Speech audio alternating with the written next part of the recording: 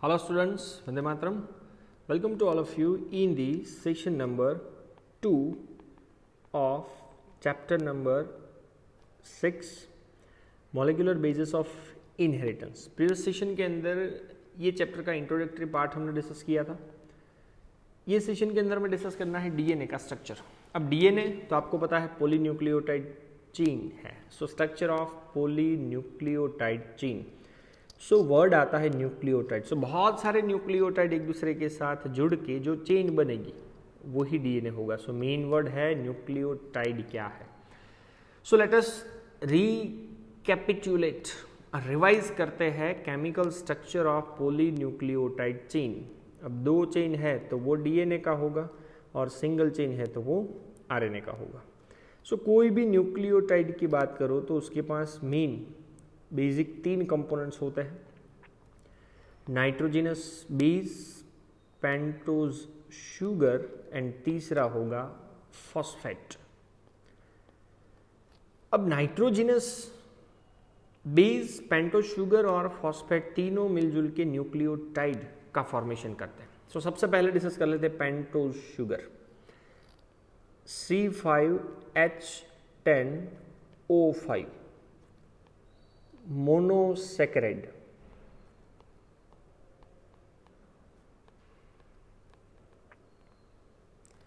अब pentose sugar में RNA के केस में राइबोज पेंटोज शुगर होगी और डीएनए के केस में कौन सी होगी, डीऑक्सीराइबोज शुगर. दोनों का स्ट्रक्चर आप स्क्रीन के ऊपर देख रहे हो. Ribose found in RNA, deoxyribose found in DNA. दोनों के बीच में एक ही डिफरेंस है, सेकंड नंबर के कार्बन पे आप देख सकते हो यहाँ पे ऑक्सीजन की अवेलेबिलिटी है, यहाँ पे ऑक्सीजन नहीं है, इसलिए तो इसका नाम है डीऑक्सी. सो डीऑक्सीराइबोज C5H10O4 क्योंकि एक ऑक्सीजन उसके सेकंड नंबर के कार्बन पे कम होता है. ओके, ये हो गया pentose sugar.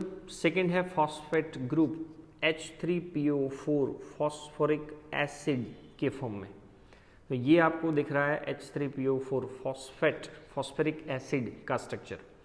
And next one is the nitrogenous basis. अब नाइट्रोजिनस बेसिस आपको पता है दो होते हैं. First one is the purine, second one is the pyrimidine. ये नाइट्रोजिनस बेसिस आपको पता है हेटेरोसाइक्लिक रिंग का स्ट्रक्चर है. अब ये प्यूरिन और पिरिमिडिन में डिफरेंस क्या है, तो प्रीवियस क्लास के अंदर आपको बताया गया था कि प्यूरिन जो है 2 साइकिल वाला स्ट्रक्चर है एंड पिरिमिडिन 1 साइकिल वाला स्ट्रक्चर.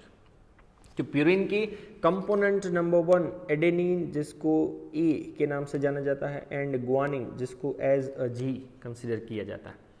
और पिरिमिडिन की अगर बात करो तो पिरिमिडिन के पास cytosine C, uracil U and thymine T.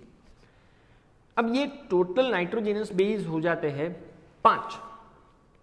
अब डीएनए का स्ट्रक्चर हो वेदर इट इज आरएनए का स्ट्रक्चर हो, दोनों के पास 5 में से खाली 4 नाइट्रोजिनस बेसेस होते हैं. तो डीएनए की आपको बात पता है कि डीएनए के पास एडेनिन होगा, ग्वानिन होता है, साइटोसिन भी होता है. और आरएनए की भी बात करो तो एडेनिन है, ग्वानिन है, साइटोसिन है. अब 2 बचे तो 2 में एक है थाइमिन और एक है यूरासिल. तो डीएनए के पास थाइमिन होता है और आरएनए के पास यूरासिल. सो आप देख सकते हो कि cytosine is common for both DNA and RNA. तो ये साइटोसिन तो दोनों के लिए कॉमन है. बाकी प्यूरिन की नाइट्रोजिनस बेस तो दोनों के अंदर कॉमन ही होंगे. सो थाइमिन जो है वो डीएनए के अंदर प्रेजेंट होगा और यूरासिल जो है वो आरएनए के अंदर प्रेजेंट होगा at the place of thymine. So कुल मिला जुला के डीएनए मतलब ATGC एंड आरएनए मतलब AUGC वाले नाइट्रोजिनस बेसेस. तो आपको ये स्ट्रक्चर्स दिख रहे हैं. तो पिरिमिडिन के जितने भी स्ट्रक्चर्स देखो, साइटोसिन, यूरासिल, थाइमिन, एक एक रिंग वाले ही आपको दिख रहे हैं. तो साइटोसिन तो दोनों में कॉमन है, uracil found in RNA and thymine found in DNA. Purine की बात करो तो प्यूरिन के पास आपको दिख रही है 2 साइकिल है, फर्स्ट एंड सेकेंड। तो एडेनिन और ग्वानिन तो डीएनए और आरएनए के अंदर कॉमन है। ओके, अब सबसे पहला वर्ड आता है न्यूक्लियोसाइड। तो जब भी न्यूक्लियोसाइड की आपको बात की जाती है, made up by 2 component only. कौन कौन से 2 कंपोनेंट? तो ऑलवेज आप याद रखोगे pentose sugar plus nitrogenous base. तो pentose sugar plus nitrogenous base बनने वाला कंपोनेंट होगा nucleoside. So nitrogenous base is linked to the hydroxyl of first carbon pentose sugar. Pentose sugar के पहले कार्बन के OH के साथ अगर नाइट्रोजिनस बेस जुड़ता है through an glycosidic linkage to form a nucleoside. तो न्यूक्लियोसाइड का पहले स्ट्रक्चर देख लेते हैं। ओके, ये पेंटोज शुगर का first carbon, second, third, 4 and 5 और ये है nitrogenous base. So nitrogenous base पहले कार्बन के OH ग्रुप के साथ जुड़ेगा और ये बना एन ग्लाइकोसिडिक लिंकेज। तो बनने वाले मॉलिक्यूल का नाम क्या हो गया? न्यूक्लियोसाइड। सो आज से न्यूक्लियोसाइड मतलब pentose sugar plus nitrogenous base. अब पेंटोज शुगर चलो समझ लो राइबोज है, या तो डीऑक्सीराइबोज,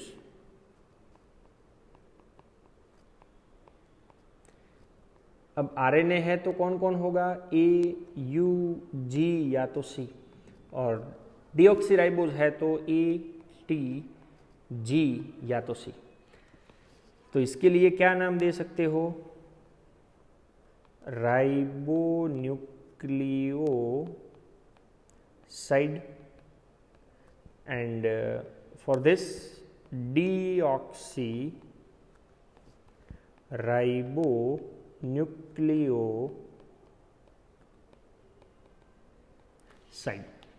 तो आपको एग्जांपल्स दिए हुए हैं एडिनोसाइन, ग्वानोसाइन, साइटिडीन और यूरिडीन।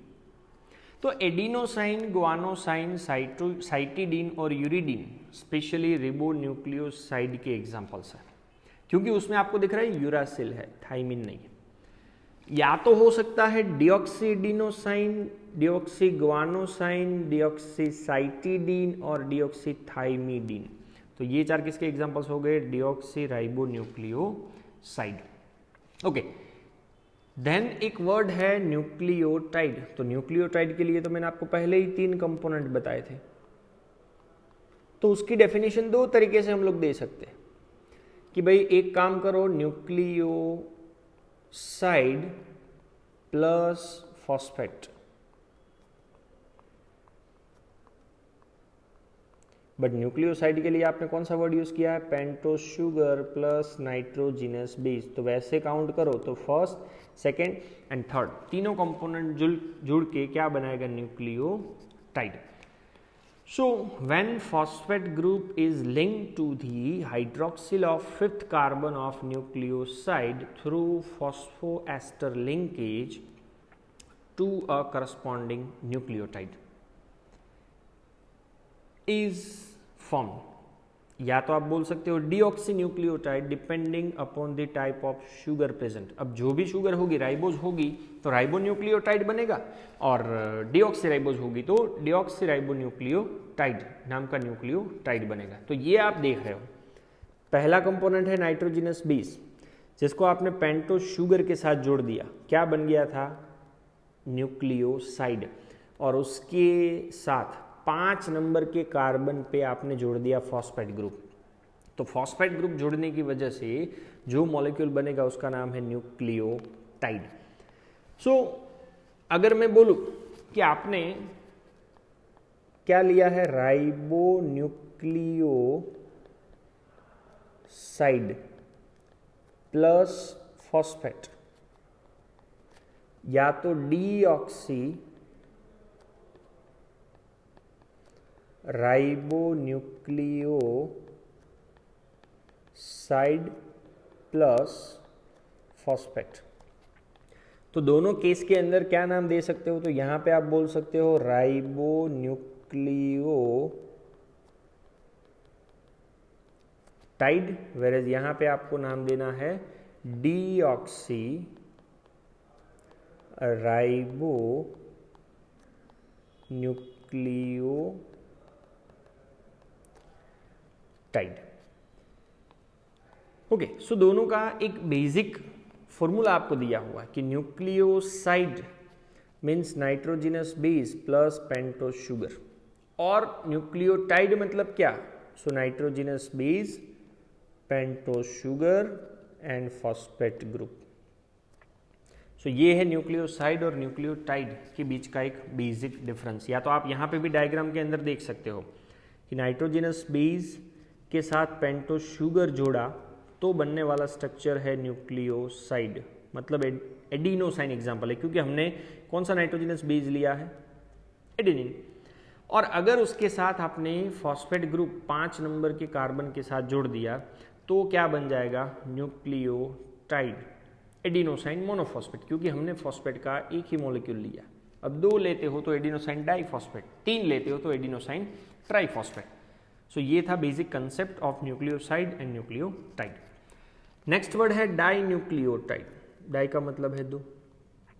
सो न्यूक्लियोटाइड के 2 मॉलिक्यूल्स को कैसे बनाया जाता है, एक दूसरे के साथ कैसे जोड़ा जाता है। So 2 nucleotides are linked through 3-5- phosphodiester linkage to form a dinucleotide. अब 2 न्यूक्लियोटाइड को 3-5 कैसे जोड़ा जाता है, तो आपको स्क्रीन के ऊपर पूरा दिख रहा है कि ये है पहला nucleotide and this one is the nucleotide number 2। तो पहले न्यूक्लियोटाइड के शुगर का तीसरा कार्बन और दूसरे न्यूक्लियोटाइड के शुगर का 5वां कार्बन, दोनों के बीच में हमें कंडेंसेशन नाम की रिएक्शन करनी है। कंडेंसेशन का मतलब है वाटर का मॉलिक्यूल रिमूव करना है। तो ये OH यहां से निकलेगा और यहां से H निकलेगा, तो सीधा ही ये बॉन्ड बनेगा। तो 2 बार एस्टर बॉन्ड जनरेट होते हैं और बीच में है फॉस्फेट। तो 2 बार एस्टर बॉन्ड है और बीच में फॉस्फेट है, इसलिए ये लिंकेज का नाम है फॉस्फोडाइस्टर लिंकेज। और बनने वाले मॉलिक्यूल्स को हम लोग क्या बोल सकते हैं, डाई न्यूक्लियोटाइड। सो ये था कि किस तरह से 2 न्यूक्लियोटाइड के बीच में फॉस्फोडाइस्टर लिंकेज के थ्रू डाई न्यूक्लियोटाइड का फॉर्मेशन कर सकते हैं। देन आफ्टर आता है पोली न्यूक्लियोटाइड। सो पोली के लिए वर्ड यूज कर सकते हैं मोर देन 2, 2 से ज्यादा नंबर ऑफ न्यूक्लियोटाइड्स। तो 2 से ज्यादा नंबर ऑफ न्यूक्लियोटाइड्स, तो यहां पे आपको पता है 3- है, यहां पे आप क्या जोड़ सकते हो, 5-। अगेन ऊपर वाले न्यूक्लियोटाइड की बात करो तो यहां पे 5- है, तो यहां पे क्या जोड़ सकते हो, 3-। तो दोनों जगह पे न्यूक्लियोटाइड के नंबर अगर आप जोड़ते जाओगे then we get a longer chain. So more than 2 nucleotides can be joined in such a manner to form a polynucleotide chain. Simply bond यहाँ पे वही होगा, फॉस्फोडाइस्टर बॉन्ड। तो आपको ये स्ट्रक्चर दिख रहा है पोलीन्यूक्लियोटाइड चेन का, कि जिसके अंदर 4 न्यूक्लियोटाइड्स आपको दिख रहे हैं कि भाई ये पहला न्यूक्लियोटाइड, नंबर 2, नंबर 3, नंबर 4। तो चारों न्यूक्लियोटाइड के बीच में तो अरेंजमेंट अगर आप देखो तो 3, 5, अगेन 3, अगेन 5, अगेन 3, 5, 3। तो इस तरह से पोलीन्यूक्लियोटाइड चेन का फॉर्मेशन होगा। So a polymer thus form has at one end a free phosphate moiety at 5- end of sugar. तो जो चेन बनेगी वो चेन के एक एंड पे शुगर के मॉलिक्यूल्स के पास 5' पे फॉस्फेट ग्रुप आपको फ्री मिलेगा। तो ये रहा 5' एंड का फॉस्फेट ग्रुप जो आपको फ्री दिख रहा है। और दूसरे एंड पे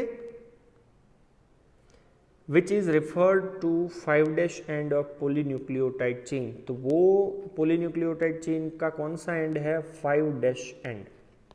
ओके, दूसरे एंड की अगर बात करो, similarly at other end of the polymer the sugar has a free OH of 3 carbon group which is referred to as a 3' end of polynucleotide chain।